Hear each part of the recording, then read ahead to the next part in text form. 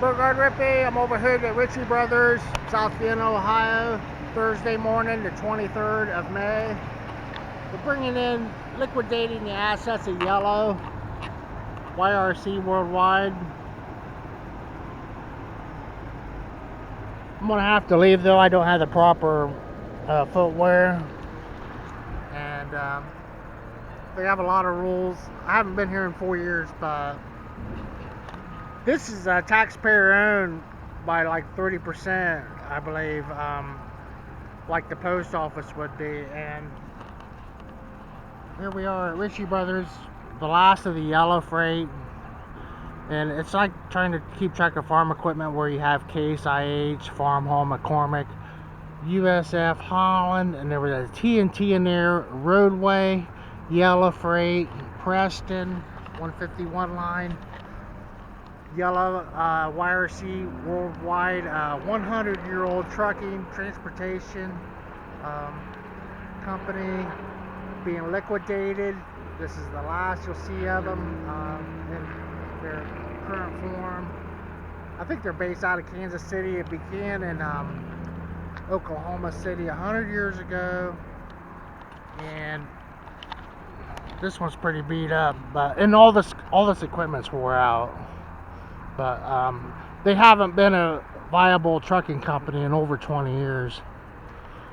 You can see this one had a hole in it. They just filled it in with whatever. Isn't that sexy? I mean, these things have been rode hard and hung up wet. Major neglect. And a lot of your trucking is because of the administrative and the fail of the transportation.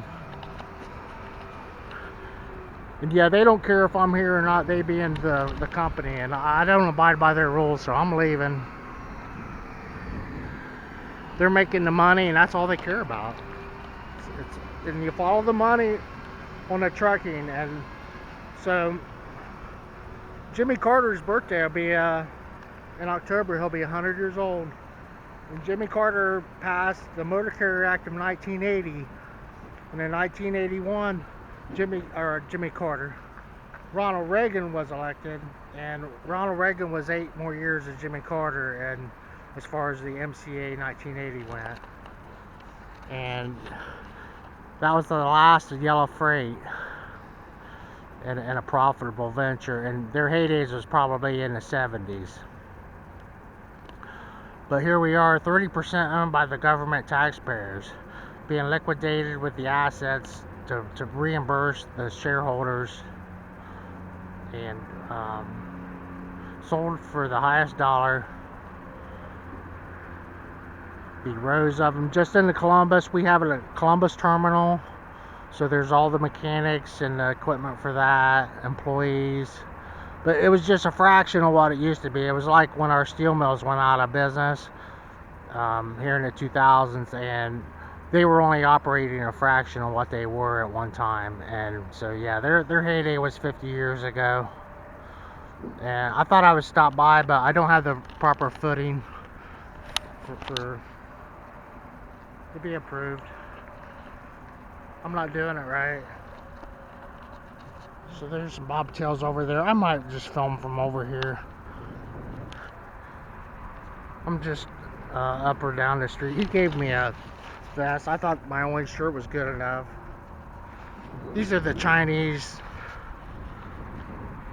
little lifts they bring over, electrified, I think, maybe even, or internal combustion. They have these at all the auctions. They bring them in containers. Over there, some yellow freight trucks.